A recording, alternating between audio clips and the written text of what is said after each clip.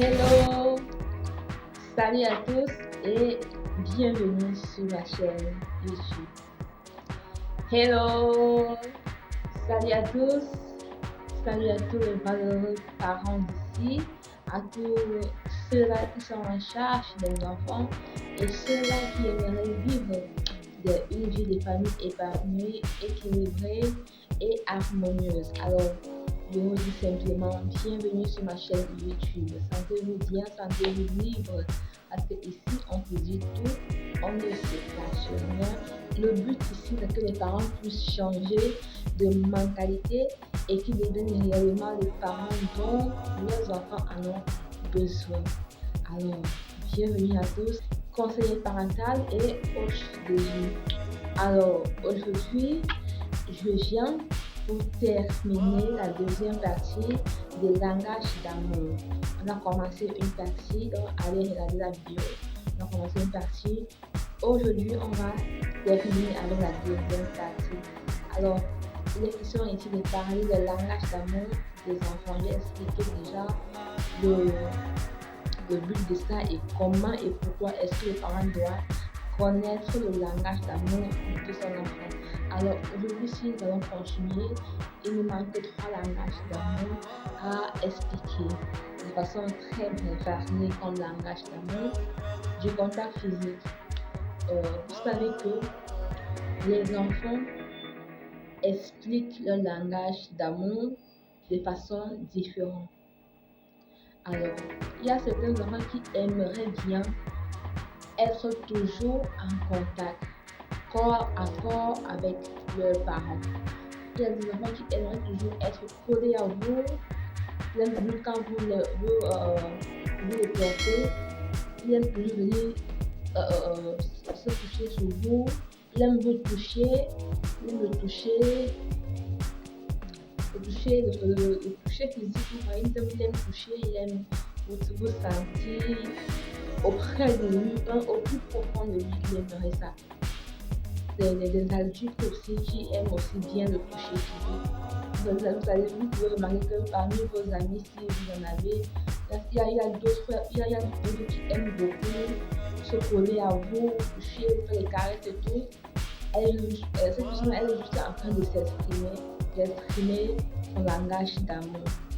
Ça ne veut pas dire qu'elle a soit des idées derrière la tête, non. Elle est juste en train d'exprimer son langage d'amour. Voilà. Alors, il y a aussi des enfants qui le font aussi.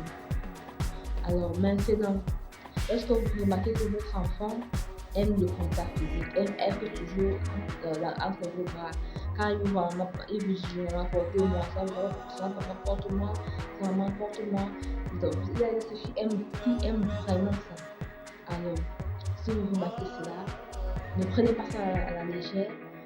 Faites ce qu'il vous demande de faire, tout simplement, et vous allez constater qu'il sera toujours en joie, toujours épanoui, vous êtes avec lui.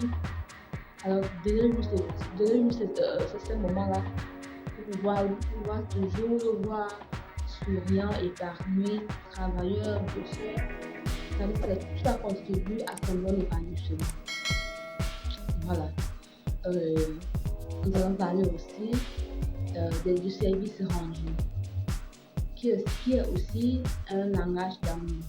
Ce service rendu. Vous savez pas qu'il y a plusieurs personnes qui aiment rendre service à des gens même pour rien. Ils rendent service, ils aiment le faire. Ils le font parce qu'ils aiment ça. Vous allez remarquer que le langage d'amour d'une personne, il aime l'exprimer à des gens. Ça veut dire qu'il aime l'exprimer, il aimerait aussi recevoir à retour. Parce que ce que j'aimerais qu'on me fasse, je dois le faire à l'autre pour pouvoir recevoir à retour. Vous savez, c'est un peu ça avec les enfants. Par contre, avec les grands, c'est pas souvent trop ça. Mais avec les enfants, ce qu'ils aiment faire, ils le transmettent très facilement à leurs amis, à leurs parents, à leurs frères et leurs soeurs. Ils le transmettent très facilement. Alors, si vous savez que votre enfant aime telle chose, alors faites ça aussi pour lui. C'est vrai qu'il va vous rendre service, il va toujours être là pour pouvoir vous aider et tout. Mais il aimerait aussi que lorsqu'il a besoin de service, que cela puisse être facile pour lui de pouvoir être servi aussi. Vous pouvez servir votre enfant, c'est pas seulement de dire que le soir il va vous donner les commandements, non. De servir à manger. Est-ce que je peux laver tes habits? Vous voyez, est-ce que je peux t'apporter de gêner? Vous voyez, des petits services comme ça à la maison qui ne valent rien, mais qui pour lui, ça va beaucoup jouer, ça va beaucoup compter pour lui. Vous voyez, alors c'est facile qu'il puisse vous rendre service, mais vous aussi en retour rendez-nous ce service qui soit réellement comblé. Voilà.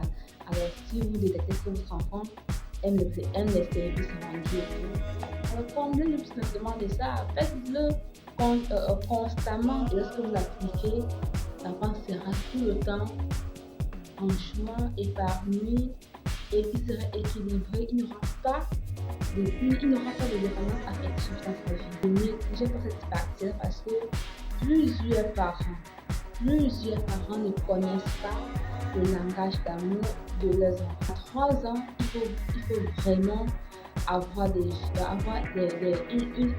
vue vraiment claire pour identifier aussitôt son langage d'amour. Parce que quand l'enfant pleure, c'est pas parce que quand un enfant de 3 ans pleure, vous devez que soit qu'il aime déranger, soit il pleure pour rien. Non. Parce qu'il a envie d'exprimer son langage d'amour et vous ne comprenez pas cela. Et quand vous ne comprenez pas cela, il va pleurer. Alors sachez identifier le langage d'amour de votre enfant aussitôt que possible et servez-le. Et vous verrez qu'il sera un enfant épanoui qui ne dérange pas. Oui. Le dernier langage d'amour qui est les paroles valorisantes. Les paroles valorisantes. Alors, c'est quoi les paroles valorisantes?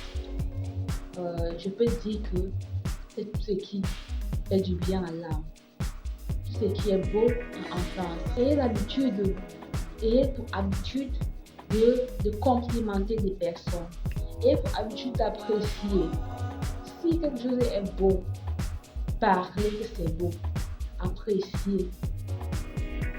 Si, par exemple, votre enfant, par exemple, votre conjoint, il est bien habillé, si vous le voyez, si vous le trouvez, vous la trouvez beau, belle, aujourd'hui, complimentez-le, waouh, tu es jolie, tu es belle. Vous voyez, si vous voyez votre collègue qui arrive aujourd'hui, il est vraiment élégant, vous complimentez, il est bien habillé, complimentez. Si vous voyez votre patron qui est bien habillé, vous pouvez aussi le complimenter. Et il y a des langues qui sont faciles à parler.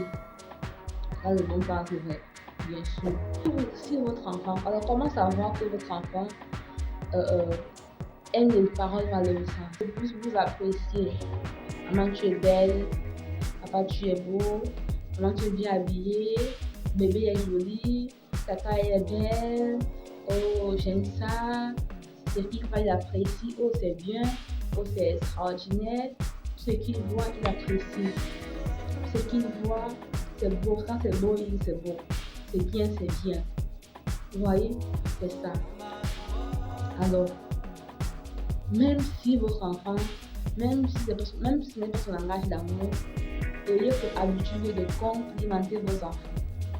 Appréciez, dites-leur qu'ils sont beaux, qu'elles sont belles, qu'ils sont des héros, qu'ils sont braves. Même si l'enfant a mal fait quelque chose, dites-lui que oui, tu as mal fait, mais tu n'es pas du tout un paresseux. Oui, tu as mal fait, mais c'est ça que tu peux bien le faire. Tu as mal fait, mais c'est ça que tu pourras bien le faire prochainement parce que tu es une personne qui est intelligente. Bien le faire. Vous voyez un peu. Alors, contribuer à leur évolution, il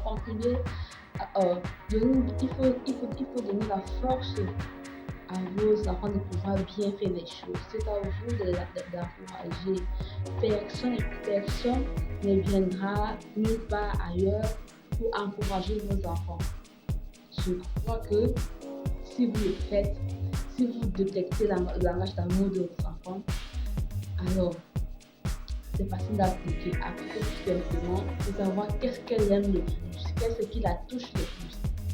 Voilà, ça c'est le langage d'amour des enfants. Alors, abonnez-vous, partagez la vidéo massivement à vos proches. Abonnez-vous surtout, abonnez-vous, ne manquez pas de vous abonner et partagez la vidéo. On se dit à très bientôt pour d'autres vidéos qui vont vous faire du bien.